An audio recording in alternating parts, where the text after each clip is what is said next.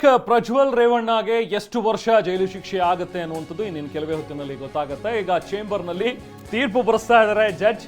ಇನ್ನೇನು ಕೆಲವೇ ಕ್ಷಣಗಳಲ್ಲಿ ಕೋರ್ಟ್ ಹಾಲ್ನಲ್ಲಿ ಈಗ ತೀರ್ಪು ಪ್ರಕಟವಾಗುತ್ತೆ. ಕೋರ್ಟ್ ಹಾಲ್ನಲ್ಲಿರುವಂತಹ ಪ್ರಜ್ವಲ್ಗೆ ಢವಢವ ಇದೆ.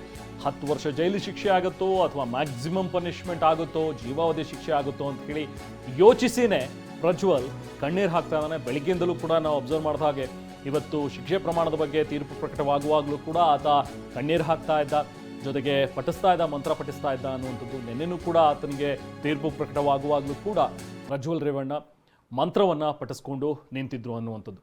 ಸೊ ಇನ್ನು ಇವತ್ತು ನಡೆದಂಥ ಒಂದು ವಿಚಾರಣೆ ಏನಿತ್ತು, ಇವತ್ತು ಇನ್ಫ್ಯಾಕ್ಟ್ ಎಷ್ಟು ಪ್ರಮಾಣದಲ್ಲಿ ಶಿಕ್ಷೆ ಆಗಬೇಕು ಅನ್ನುವಂಥದ್ದು ಅಷ್ಟೇ ಎರಡೂ ಕಡೆಯ ವಕೀಲರಿಗೆ, ಜೊತೆಗೆ ಯಾರು ಅಪರಾಧಿ ಇದ್ದಾನೆ ಆತನಿಗೆ ಕೇಳಲಾಗುತ್ತೆ. ಇದೊಂದು ಪ್ರೊಸೀಜರ್. ಸೊ ಆಗ ಜಡ್ಜ್ ಕೂಡ ಕೇಳಿದ್ರು, ಅದಕ್ಕೆ ತಾನು ಕೂಡ ಉತ್ತರವನ್ನು ಕೊಟ್ಟಿದ್ದಾನೆ ಪ್ರಜ್ವಲ್. ಇಲ್ಲ, ನಾನು ಒಬ್ಬ ಜನಪ್ರತಿನಿಧಿ, ನಾನು ಬಂದಿದ್ದೆ ತಪ್ಪಾಗೋಯ್ತು, ನಾನು ರಾಜಕಾರಣಿ ಆಗಿದ್ದು ಅಥವಾ ಇಷ್ಟು ಕಡಿಮೆ ಸಮಯದಲ್ಲಿ ನಾನು ಇಷ್ಟು ಸಕ್ಸಸ್ ಪಡೆದಿದ್ದೆ, ಬಹುಶಃ ನನಗೆ ಮುಳುವಾಯಿತು, ಬೇರೆ ನಾನೇನು ತಪ್ಪು ಮಾಡಿಲ್ಲ ಅಂತಾನೆ ಆತ ಐ ಆಮ್ ನಾಟ್ ಗಿಲ್ಟಿ ಅನ್ನೋದನ್ನೇ ಮತ್ತೆ ಜಡ್ಜ್ ಮುಂದೆ ಹೇಳ್ದ. ಬಟ್ ಅದಾದ ನಂತರ ಈಗ ಮಧ್ಯಾಹ್ನ 2:45 ಇನ್ಫ್ಯಾಕ್ಟ್ ತೀರ್ಪು ಪ್ರಕಟವಾಗಬೇಕಾಗಿತ್ತು. ಬಟ್ ಪ್ರಕ್ರಿಯೆ ಆರಂಭವಾಗಿದೆ. ಜಡ್ಜ್ ಇನ್ನೂ ಕೂಡ ಬರೆಸ್ತಾ ಇದ್ದಾರೆ, ಡಿಕ್ಟೇಟ್ ಮಾಡ್ತಾ ಇದ್ದಾರೆ. ನೀವು ಹೇಳಿದಾಗೆ ಇದನ್ನು ಚಾಲೆಂಜ್ ಮಾಡಿ ಮತ್ತೆ ಹೈಕೋರ್ಟ್ಗೆ ಅಥವಾ ಸುಪ್ರೀಂ ಕೋರ್ಟ್ಗೆ ಹೋಗುವಂಥ ಎಲ್ಲ ಸಾಧ್ಯತೆಗಳು, ಅವರಿಗೆ ಆಪ್ಷನ್ಸ್ ಅಂತೂ ಇದ್ದೇ ಇದೆ ಈಗ ಅಪರಾಧಿಗೆ.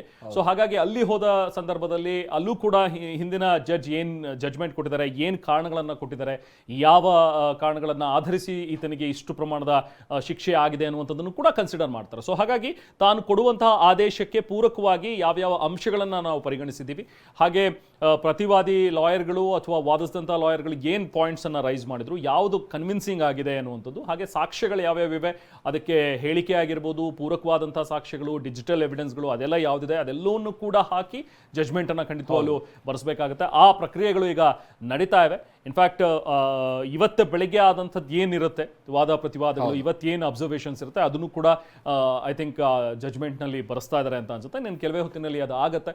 ಓಪನ್ ಕೋರ್ಟ್ನಲ್ಲೇ ಪ್ರಜ್ವಲ್ಗೆ ಈಗ ಶಿಕ್ಷೆಯನ್ನು ಪ್ರೊನೌನ್ಸ್ ಮಾಡ್ತಾರೆ.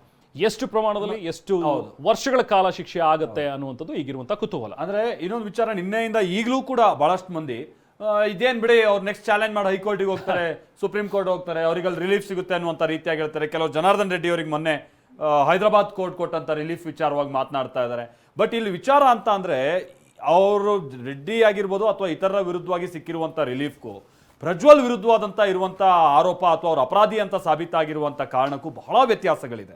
ದರ್ಶನ್ ಕೇಸನ್ನು ಕಂಪೇರ್ ಮಾಡ್ತಾ ಇದ್ದಾರೆ. ದರ್ಶನ್ಗೆ ಬೇಲ್ ಸಿಕ್ಕಿಲ್ವಾ 6 ತಿಂಗಳಲ್ಲಿ, 1 ವರ್ಷ 2 ತಿಂಗಳು ಕಳೆದಿದ್ದ ಜೈಲಲ್ಲಿ ಯಾಕೆ ಸಿಗಬಾರ್ದು ಅನ್ನೋದ್ರ ಬಗ್ಗೆನೂ ಚರ್ಚೆಗಳಾಗ್ತಾ ಇದೆ. ಹೌದು, ಬಟ್ ಏನಂದ್ರೆ ಜನಪ್ರತಿನಿಧಿಗಳಾದಂತವ್ರು ಈ ರೀತಿಯಾದಂತ ಲೈಂಗಿಕ ದೌರ್ಜನ್ಯ ಅಥವಾ ಅತ್ಯಾಚಾರ ಪ್ರಕರಣದಲ್ಲಿ ಭಾಗಿಯಾದಂತ ಸಂದರ್ಭದಲ್ಲಿ ರಿಲೀಫ್ ಸಿಕ್ಕಿರುವಂತಹ ಚಾನ್ಸಸ್ಗಳು ತೀರಾ ಕಮ್ಮಿ, ಅದು ಸಾಧ್ಯನೇ ಇಲ್ಲ. ಯಾಕಂದ್ರೆ ಕೋರ್ಟ್ ಅದನ್ನ ಪರಿಗಣಿಸುವಂತ ರೀತಿಯೇ ಬೇರೆ ಇರುತ್ತೆ ಅಂತ ಹೇಳಿ.